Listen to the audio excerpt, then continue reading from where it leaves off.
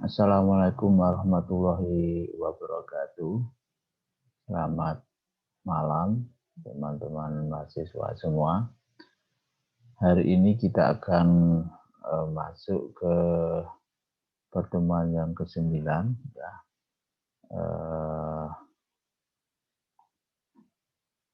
Kita akan belajar tentang teori kebebasan pers. Kita lanjut bahwa pertemuan ke-9 ini yang akan kita bahas adalah tentang teori otoritarianisme, ya. Kemudian teori libertarianisme, kemudian teori pertanggungjawaban sosial, dan teori pers Soviet komunis, ya. Dan tujuan pembelajaran mahasiswa mengerti, memahami, dan mampu menjelaskan tentang teori pers dan aliran atau pahamnya, ya. Oke, kita lanjut bahwa teori pers itu secara umum ya, tadi ada 4 itu ya. Masing-masing teori itu punya kelebihan dan punya kekurangan ya. Kita akan bahas yang otoritarian ya. Teori pers ini lahir dengan ditemukannya mesin cetak ya oleh Gutenberg di abad 16 ya. Kemudian otoritarian ini banyak dipakai oleh negara-negara barat ya, seperti Inggris, Perancis, kemudian negara-negara Eropa Barat ya. Nah, dalam sistem otoritarian ini media massa atau pers ya bukan sebagai alat kontrol dari pemerintah ya, tetapi sebagai instrumen pendukung untuk mencapai tujuan negara. Oleh karena itu, pers dalam teori otoritarian ini punya kewajiban mendukung setiap kebijakan negara, ya, bukannya menghasut masyarakat untuk melakukan pemberontakan. Jadi itu ya. Oke, kita lanjut. Kemudian untuk teori otoritarianisme ini ya, tanpa disadari banyak diterapkan di negara-negara maju ya. Ya, misalnya Cina, Spanyol, Portugal, yaitu banyak negara Asia dan juga Amerika Selatan yang sejajar dengan negara-negara maju. Nah, sistem otoritarian ini sangat cocok digunakan ya untuk negara-negara yang maju itu, karena itu sistem ini mendukung adanya pemerintahan ya. Jadi itu otoritarian. Nah, pelopor otoritarian ini kalau kita tarik ke belakang itu pada abad 400 sebelum Masehi ya. Jadi ada seorang namanya Plato, itu salah satu pelopor dari teori otoritarian yang menganggap bahwa negara akan maju apabila dipegang oleh orang-orang bijak ya. Orang bijak itu adalah seorang filosof ya, seperti hakim, presiden, guru. Itu menurut Plato harus orang-orang yang bijak ya. Yang bijak itu maksudnya adalah ilmuwan, cendekiawan, filosof gitu ya. Nah, karena apabila menggunakan sistem demokrasi atau musyawarah, maka perpecahan itu kadang-kadang ya suka muncul ya. Ada beberapa negara yang menerapkan demokrasi, ketika pemimpin-pemimpinnya itu tidak bijak ya, maka yang terjadi adalah perpecahan. Nah, sehingga tujuan negara itu susah dicapai karena sulitnya menyatukan suara itu dalam demokrasi ya. Jadi harus ada orang yang bijak yang dijadikan pemimpin dalam membuat keputusan untuk kepentingan bersama sehingga tujuan negara itu bisa tercapai. Itu idenya Plato ya. Nah, teori pers otoritarian ini adalah teori ya yang sebenarnya mengekang kebebasan pers itu ya. Pers dikekang, tidak boleh menyampaikan semaunya sendiri tentang informasi. Nah, namun pada dasarnya teori pers otoritarian ini pers bukan dikekang sebenarnya, tetapi lebih ke arah diawasi. Nah, dan bentuk pengawasan itu dilakukan oleh masyarakat ya, yang diwakili oleh lembaga yaitu pemerintah. Jadi sebagai masyarakat tidak perlu takut lagi dengan pers yang akan bertindak sebebas-bebasnya dalam membuat pemberitaan ya, dan di situ jangan khawatir berlaku kapitalis, karena kalau ada pelanggaran norma di masyarakat maka sudah ada hukum atau aturan yang jelas yang mengawasinya, dan kemungkinan terjadinya kekacauan masyarakat itu sangat kecil karena penerapan hukum di negara yang menganut sistem otoritarian ini sangat dijunjung tinggi sehingga keamanan dan kedaulatan negara terjamin ya. Nah, kita selalu dihasut oleh negara adidaya ya. Kadang-kadang kita akan ada penghasutan itu ya. Seperti kalau kita lihat bahwa Amerika itu mengatakan bahwa pers yang bebas membuktikan negara itu maju.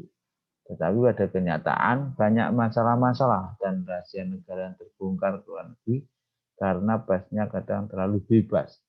Sebagai contohnya ketika Amerika Serikat perang dengan Vietnam, banyak rahasia-rahasia negara yang tersebar keluar. Sehingga Amerika waktu itu ya dalam perang Vietnam ya, itu rahasia-rahasianya diungkap oleh pers itu sendiri. Itu karena kebebasan pers pada saat itu. Ini hanya salah satu contoh buruknya pers yang terlalu bebas ya. Nah, mungkin saja saat ini banyak negara dunia yang menganut libertarian ya. Libertarian itu kebebasan pers ya. Tetapi dalam prakteknya sistem otoritarian ini justru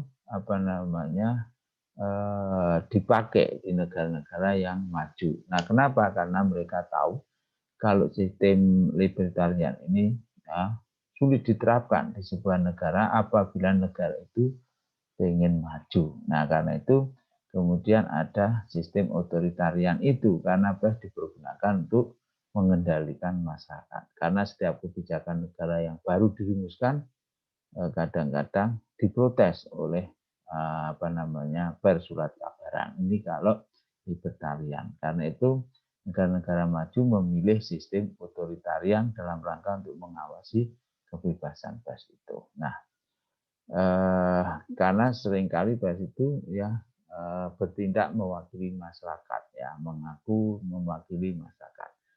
Karena menurut pers kalau tidak sesuai dengan kehendak rakyat maka harus diungkapkan. Nah, sehingga pers itu seakan-akan dalam teori otoritarian itu, dalam teori libertarian maksud saya, itu ahli dalam membuat kebijakan negara. Maka tidak dipungkiri lagi sistem otoritarian itu kemudian menjadi salah satu sistem yang layak diterapkan apabila negara ingin menjadi negara yang maju. Itu pemikiran bagi negara-negara yang menerapkan teori otoritarianisme. Di situ negara mengawasi pers. Pers tidak bebas karena kalau bebas ya itu nanti akan bertindak ya untuk mengungkapkan segala sesuatu tanpa kendali, tanpa pengawasan dari negara. Oke, nah jadi otoritarianisme yang mengekang pers tadi karena diawasi itu kemudian menyebabkan munculnya teori yang kedua yaitu libertarianisme. Nah, libertarianisme ini adalah aliran atau paham atau isme. Isme itu paham atau aliran ya dalam hal pemikiran. Nah, filsafat atau teori libertarian ini ya menganggap pemikirannya seperti ini ya, menganggap bahwa manusia itu makhluk rasional dan bisa menentukan nasibnya sendiri. Sehingga apabila manusia itu dikekang dengan aturan-aturan dan hukum yang ketat, maka manusia tidak akan bisa menjadi manusia maju. Nah, teori libertarian hadir karena melihat teori otoritarian tadi yang sudah tidak cocok lagi digunakan. Dan banyak negara yang hancur akibat menganut sistem otoritarian. Nah, terutama pada akhir abad ke-19. Dalam sistem otoritarian, negara terlalu mengekang pers dan masyarakat, sehingga muncul gejolak pemberontakan dari masyarakat untuk bebas dan tidak terikat lagi dengan aturan-aturan yang ketat yang menyengsarakan rakyat. Karena dalam sistem otoritarian itu masyarakat justru dijadikan alat untuk melenggangkan kekuasaan yang sudah ada, ya, melanggengkan, ya. Oke, dalam otoritarian, ya, hak untuk memiliki media itu dikeluarkan atas izin pemerintah, ya, di otoriter itu melalui yang namanya hak paten. Nah, hak paten ini bisa didapatkan apabila kita memiliki kedekatan dengan penguasa atau pemerintah. Ya.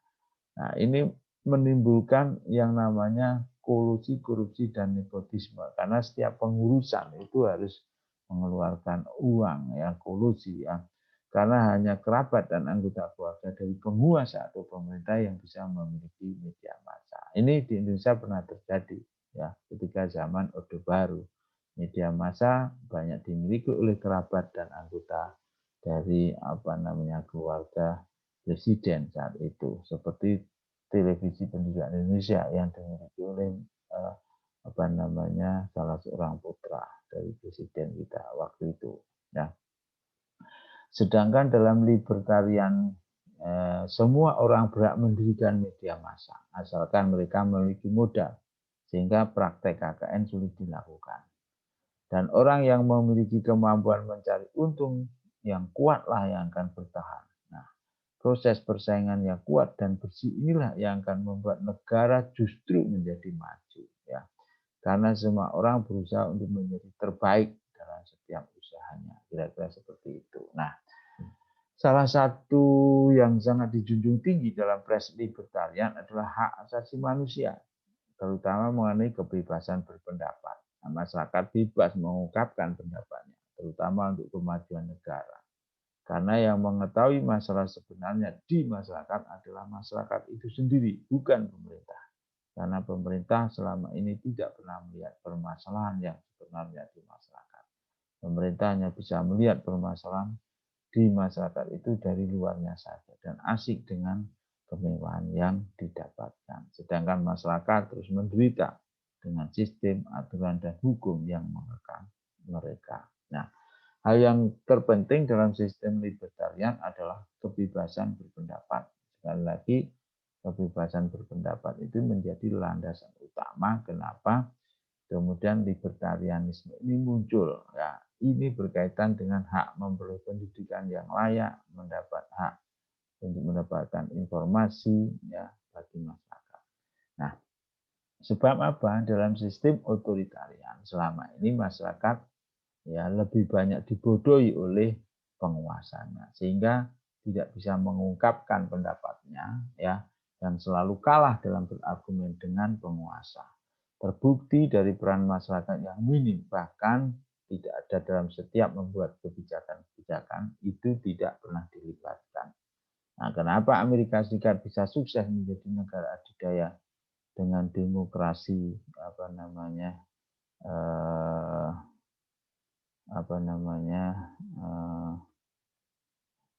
eh, oke sebentar ya, ini ada permasalahan sebentar. Oke, akan saya share screen lagi ya. Bentar, akan saya share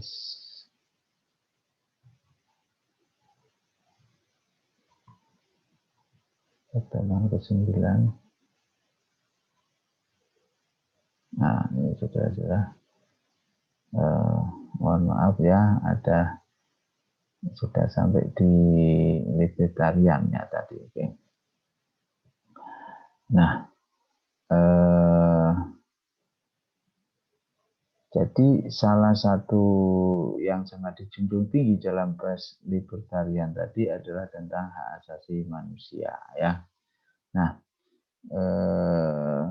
beberapa kelemahan sistem otoritarian tadi adalah mengekang, ya, tidak ada lagi kebebasan berpendapat. Karena itu kemudian muncullah libertarianisme itu. Nah, Kemudian kenapa Amerika bisa sukses menjadi negara adidaya dengan demokrasi dan sistem libertariannya? Karena mereka menyediakan pendidikan yang layak bagi masyarakat, hingga masyarakatnya bisa turut dalam memberikan kontribusi yang nyata dalam membuat kebijakan, ya, dalam membuat kebijakan-kebijakan yang pro terhadap masyarakat. Nah, pendidikan yang dimaksud di situ tentu saja tidak hanya berupa pendidikan di sekolah, tetapi pendidikan dalam arti yang luas, seperti informasi yang bisa didapatkan di mana saja, tanpa perlu melewati peninsoran. Ya.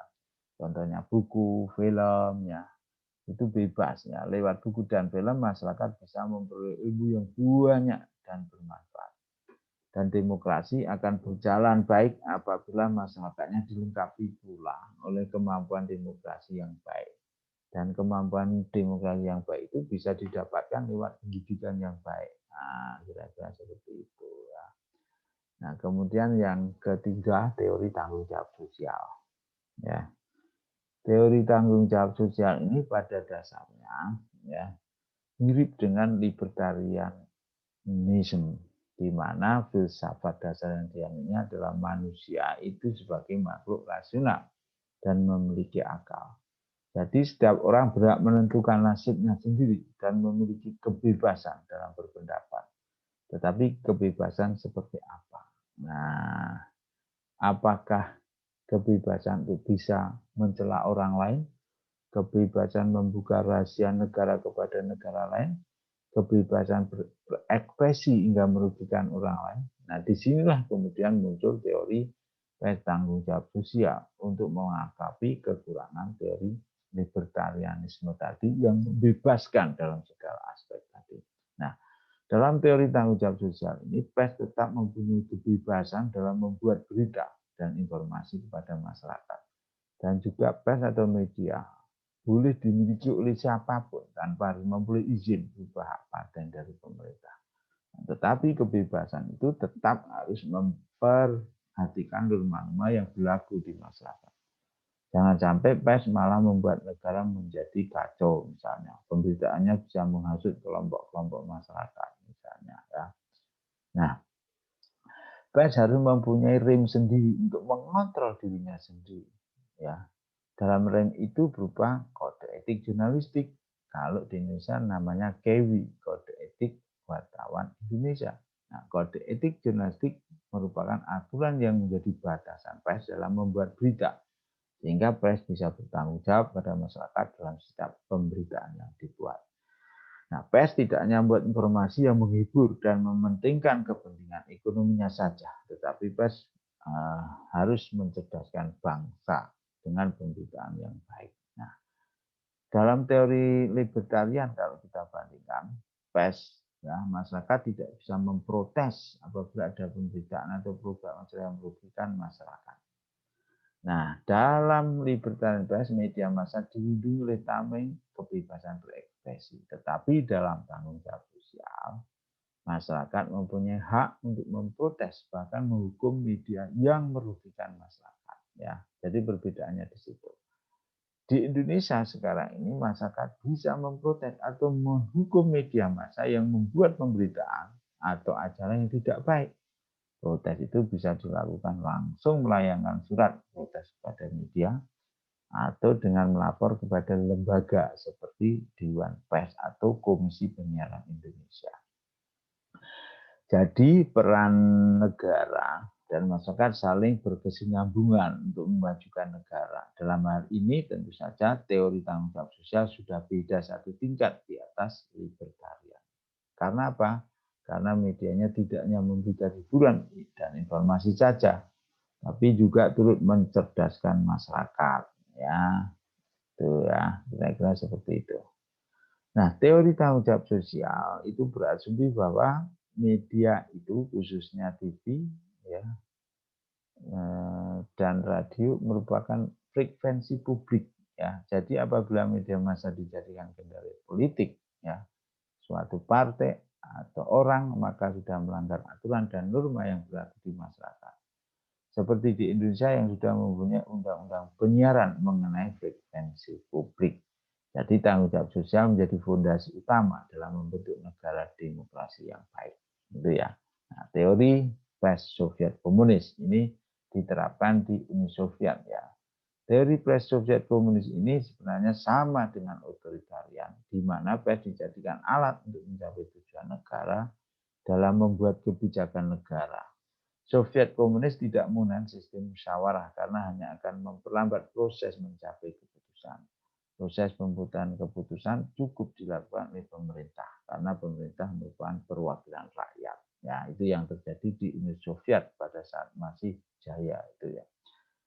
Nah, ini tentu saja sekarang sudah nggak dipakai ya, karena dalam Soviet komunis rakyat itu dinyatakan sebagai kekuasaan tertinggi yang diwakilkan oleh sebuah organisasi yang disebut dengan partai. Nah, partai ini nantinya akan memimpin sebuah negara di mana negara itu merupakan wadah untuk mencapai komunisme, yaitu masyarakat tanpa kelas dan tanpa negara. Ya. Nah, teori pes komunis ini merupakan pes yang bebas dari kapitalis. Mereka bebas memberikan informasi apa saja selama tidak merugikan masyarakat yang dalam hal ini mengancam keamanan negara. Karena pada dasarnya pes itu memang harus independen. Ya, independen di sini artinya memiliki dan memihak pada rakyat, bukan pada pemilik. Nah, karena itu di negara sistem Soviet komunis tadi, rakyat merupakan penguasa tertinggi. Nah, dalam Soviet komunis ini kesejahteraan rakyat sangat diperhatikan, khususnya kaum proletar. Jadi mereka sangat membenci kapitalisme dan imperialisme. Karena kapitalisme dan imperialisme merupakan hasil dari sistem libertarian yang hanya membuat rakyat sengsara. Kira-kira seperti itu ya. Kemudian hanya mementingkan kaum pemilik modal saja kalau kapitalisme itu. Oleh karena itu, Soviet hadir memperjuangkan nasib rakyat, terutama kaum proletar, agar bisa sejahtera. Nah, tujuan akhir mereka adalah masyarakat tanpa kelas. Karena apabila masyarakat sudah dikelas-kelaskan, akan menimbulkan kecemburuan sosial ya, dan kekacauan dalam masyarakat. Dan ini nanti akan menimbulkan perang yang tiada akhir ya. Jadi apabila negara ingin aman dan rakyat sejahtera, maka Soviet komunis ini cocok untuk diterapkan khususnya di negara-negara berkembang. Itu ya, itu teorinya dari kebebasan pers Soviet komunis ya. Jadi kalau kita simpulkan dari 4 teori pers itu, mana yang cocok diterapkan di Indonesia? Nah, menurut saya teori tanggung jawab sosial sangat cocok diterapkan di Indonesia. Kenapa? Karena kita sudah mempunyai fondasi yang kuat dalam menerapkan teori ini. Seperti Undang-Undang Dasar Negara Republik Indonesia yang mengatur mengenai kebebasan berpendapat. Undang-Undang Nomor 40 tahun 99 tentang pers dan Undang-Undang Penyiaran hingga lembaga negara seperti Dewan Pers dan Komisi Penyiaran Indonesia. Oke. Selain itu tanggung jawab sosial ya, itu juga cocok.